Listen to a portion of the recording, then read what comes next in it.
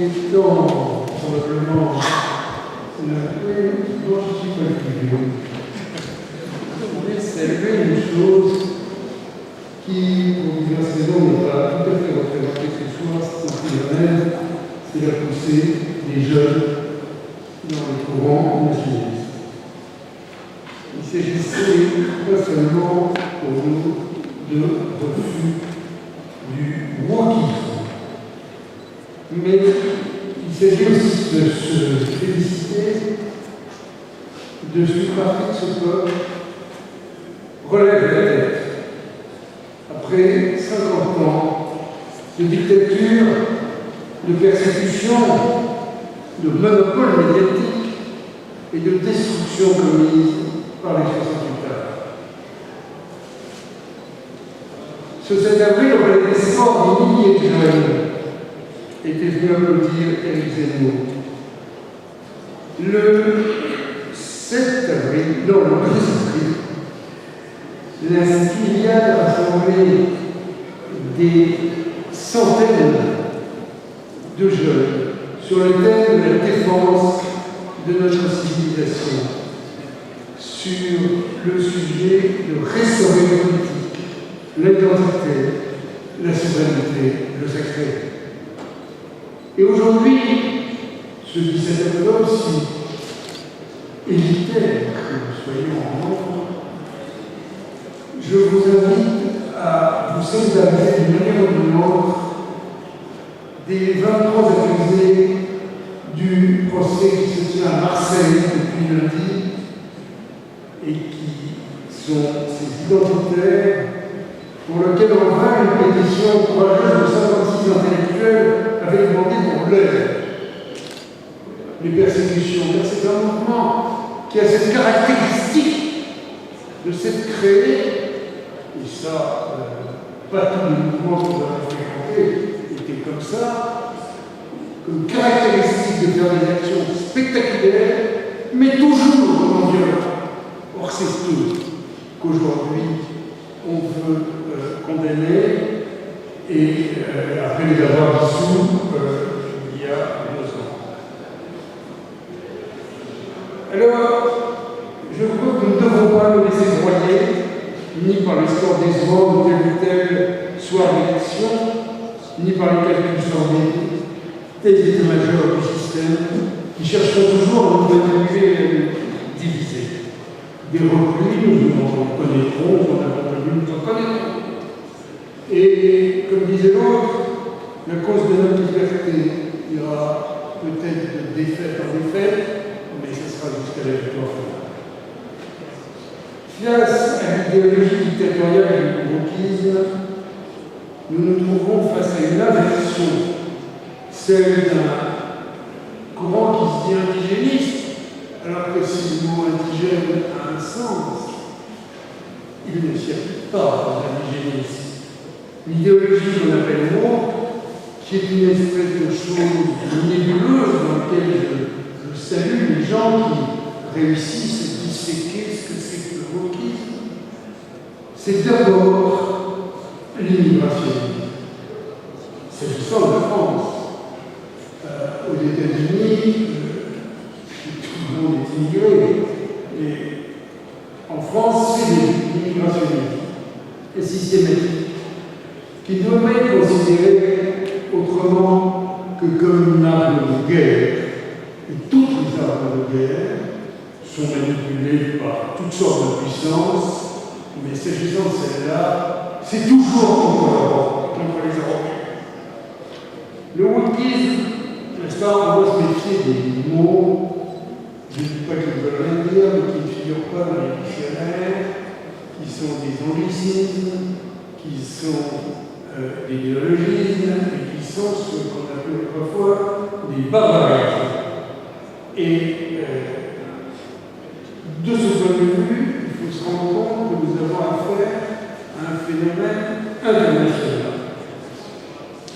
Un livre récent par un Allemand, fait par un homme étonnant qui s'appelle Tino Sarrazin, et ce livre porte un titre allemand que nous avons tous entendu en 2015, c'est Wir schaffen das. L'échafaudage, c'est un mot d'ordre que Mme Merkel, face au flot de réfugiés, appelez ça comme vous voudrez, qui arrivaient sur l'Europe, disait nous allons y parvenir, c'est-à-dire à assimiler, à intégrer ces gens, et il a réussi à imposer surtout ce mot d'ordre à toute l'Union européenne, à la plupart des pays, en tout cas, de l'Union européenne. Et ça démontre qu'à la suite de ce virage, parce que Merkel, au départ, c'était pas ça. La CDU allemande, c'était pas ça. C'était en 2011, le modèle multiculturel, a échoué. Le modèle multiculturel a échoué. Il faut en finir. En fait, c'est une seule culture, mais ce qu'on ne savait pas, c'est que ça serait celle-là, une culture. Et M. Sarrazin dit que le champ des libertés s'est rétréci. En Allemagne, plus qu'ailleurs. Il appelle ça la terreur de la vertu, le règne de l'intolérance, sans distance, sans réflexion critique, ni bien entendu sans débat. On ne remet pas en cause ça. Et nous sommes arrivés à un point étonnant aussi, car hier, donc hier, samedi 15 octobre, la Convention nationale du Parti écologique des Grenades.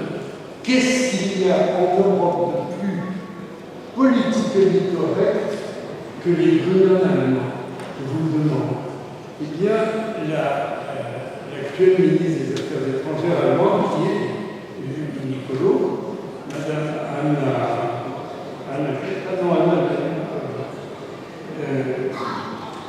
Baerbock, elle dit une chose très importante.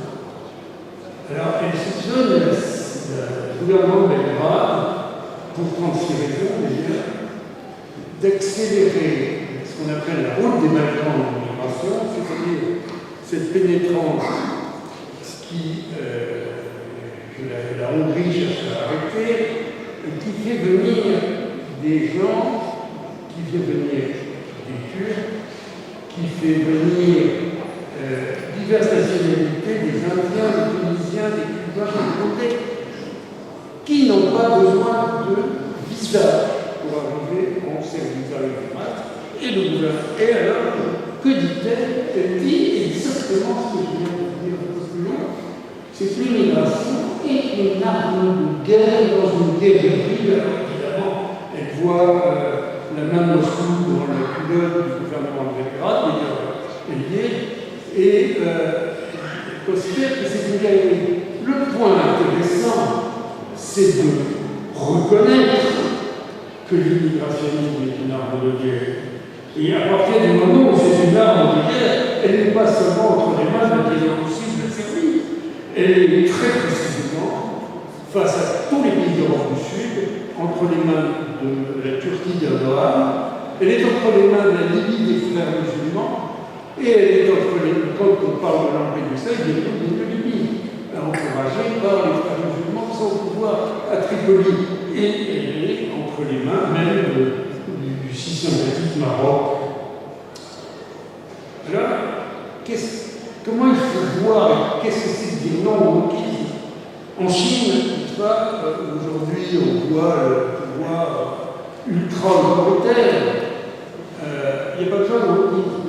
Un Chinois, un jour, m'a dit, vous savez, les Africains, ce n'est pas comme les métis, ils ont des estimants à la juste valeur. Et donc, pour eux, le wokisme n'a pas de problème. Par contre, le wokisme est une maladie spécifique à l'Occident qui se laisse ainsi autodétruire. Selon les pays occidentaux, ça ne marche pas tout à fait pareil. C'est pour ça qu'il faut voir le point de vue international et s'interroger sur ce qui se passe en France. Car aux États-Unis ou en Grande-Bretagne, il n'y a pas de loi pénale. Il n'y a pas de 17e chambre du tribunal correctionnel.